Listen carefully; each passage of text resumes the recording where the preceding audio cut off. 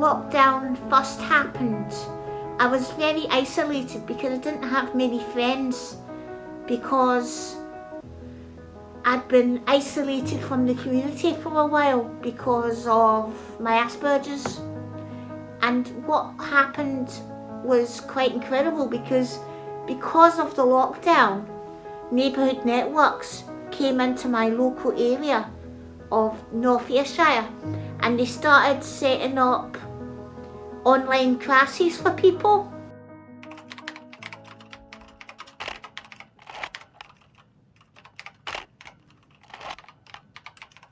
So we done like things like the creative writing group, and we done the photography group, and we done other groups as well. So they had a lot of online activities going on during lockdown. And during the time that lockdown had happened, there wasn't much that we could do. So when we done the photography group, it was a good excuse to go outside and get a bit of fresh air and some exercise and that.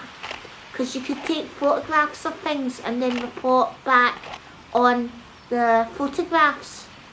And then another thing that we could do is that we could talk about the photographs. And then we met up in person when lockdown was pretty much over. Lockdown was pretty much nearly over at the time because they started to lower the restrictions and they started to make it safer for people to go out, but we still had to wear a mask. So it was quite hard to talk with the mask on my face like this. So it was quite hard to talk, but we met up in a public area. We met up in the bus station in Glasgow, and that's where I met Chris Morgan for the first time, and we fell in love. He is the most charming, wonderful sweetheart in the whole entire world. And if it hadn't have been for the lockdown, if it hadn't have been for neighbourhood networks coming in when they did, we would never have met. And I would have been like a nun.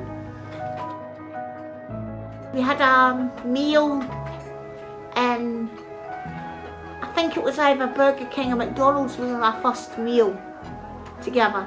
I think it was McDonald's. And then we done other places like Burger King.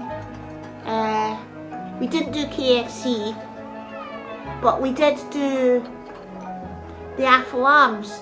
And I remember walking into the Afro Arms and seeing all the famous people and not having a clue who any of them were. And I thought it was quite funny that some of the photographs looked like proper hard men, but they were actually comedians.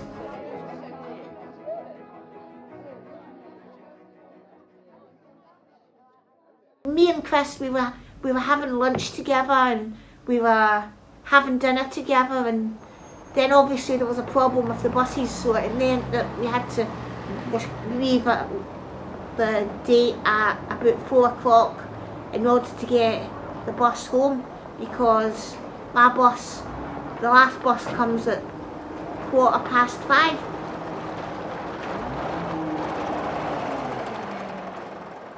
And then another thing that happened was that we went to John Lewis's as well, and we had a wee brunch in John Lewis's, and it had a wee roll and bacon and something, and it was really delicious. It was really nice.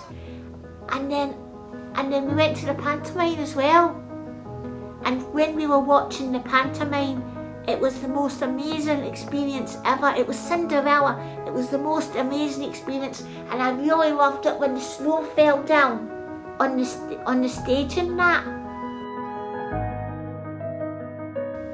We went to Cumbernauld, and we were going around places in Cumbernauld because Chris had been attacked in Glasgow recently, and he was a little bit frightened about going into Glasgow again, but I helped him get over his fear.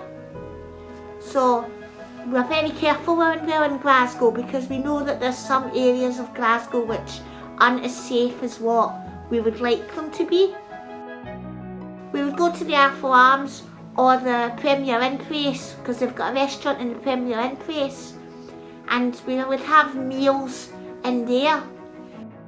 We got to the stage where we felt really comfortable in our relationship, and we got so comfortable that Chris actually proposed to me while in Cumbernauld, and he gave me a ring, and it is the most beautiful engagement ring in the whole world. So we'll have a wedding planned out soon enough, because we're planning on moving in together, and we've already applied for a house to be together, and once we're in our house we can do whatever we want. So we might be snuggling up on the couch in the Premier Inn, or we might be snuggling up on the couch at home.